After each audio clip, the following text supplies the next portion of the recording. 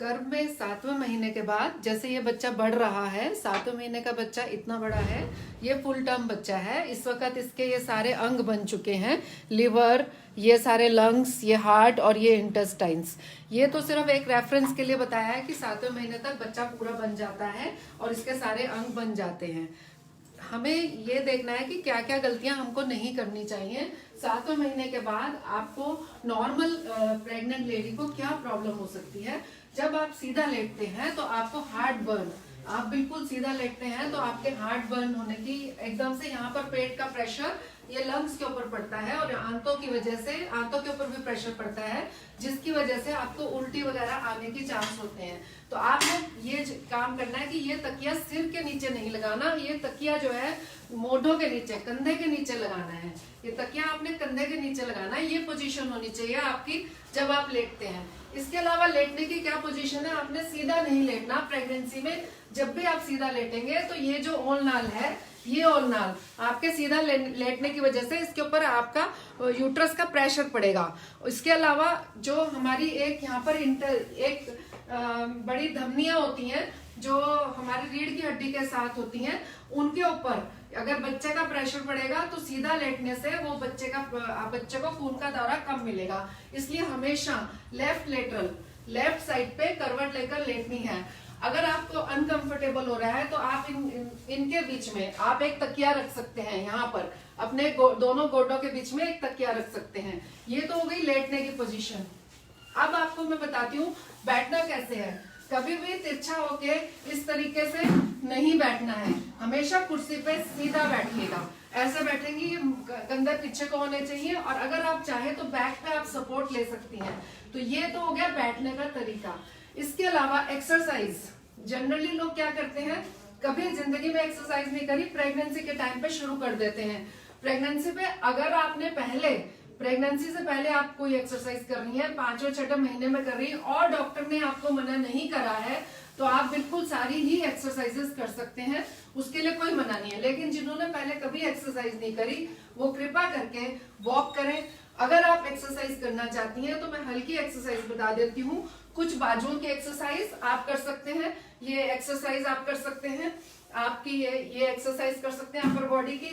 टांगों की एक्सरसाइज बहुत जरूरी है ताकि यहाँ पर खून का दौरा चलता रहे।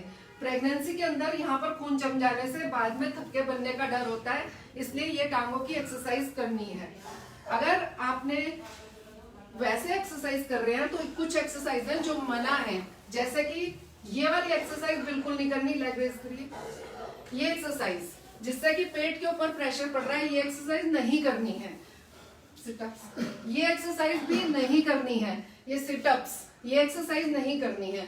आपको मैंने जो एक्सरसाइज 2 बता दी है करने की, एक और मैं बता देती हूँ। बैठिए, बटरफ्लाई, ये भद्रासन होता है, ये वाली एक्सरसाइज आप कर सकते हैं। ये एक्सरसाइज इंपॉर्टेंट है जो आपको करनी है। इसके अलावा स्क्वाटिंग, अगर आप नॉर्मल डिलीवरी में आप चाहते हैं कि नॉर्मल डिलीवरी हो तो आपकी ये जो मसल्स हैं, ये देखिए, ये वाली एक्सरसाइज आपने प्रेगनेंसी में करनी है, स्क्वाटिंग, ठीक है। ये एक्सरसाइज हो गई। अब आपने एक जो झुकने का तरीका है, एक जो नीचे पादहस्तासन, ये नहीं करना, ऐसे नहीं झुकना है।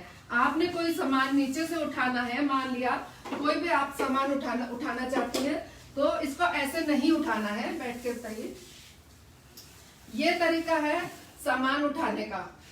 ये देखिए, प्रेगनेंसी में कभी भी भूलकर आगे से नहीं झुकना है।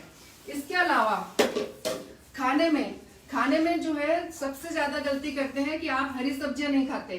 आपने हरी सब्जियां खानी है, दूध का और दूध से बने प्रोडक्ट्स जैसे कि पनीर, दही, इनका सेवन अधिक करना है। सबसे इम्पोर्टेंट बात अब मैं बताती हूँ कि कुछ एक डेंजर सिग्नल्स होते हैं जिसका अगर उनके चलते आपको तुरंत डॉक्टर के पास जाना है, अस्पताल जाना है। जैसे कि कुछ डेंजर सिग्नल होते हैं कि अगर आपको ब्लीडिंग हो गई है, अचानक ब्लीडिंग हो गई है, या पानी जाने लग गया है, सफेद पानी जैसा पानी जा रहा है, तो आपने तुरंत हॉस्पिटल जाना है। इसके अलावा अगर आपके यहाँ पे दर्द हो रही है, तुरंत यहाँ पे दर्द हो रही है बहुत जोर की, और इसके साथ हेडेक हो रही है, सिर दर्द के साथ आपको आंखों से कभी कभी दिखना कम हो गया है या दिख नहीं रहा है, तो आपने तुरंत बिना देर करे हॉस्पिटल जाना है।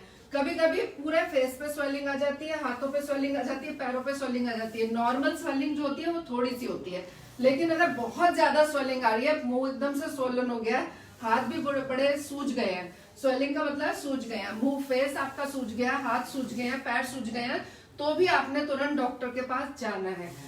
ये सबसे बड़ी गलती है कि जब भी कोई डेंजर सिग्नल होता है, लोग जो है डॉक्टर के पास नहीं जाते। इसके अलावा पेट में एकदम बहुत तेज दर्द उठ गया, यहाँ पर जहां पर यूट्रस है, यहाँ पर बहुत तेज दर्द होने लग गया और पेट आपका हाथ लगाने से एकदम सख्त हो गया है, साथ में ब्लीडिंग हो रही है, तो आपने तुरंत हॉस्पिटल जाना है। Thank you.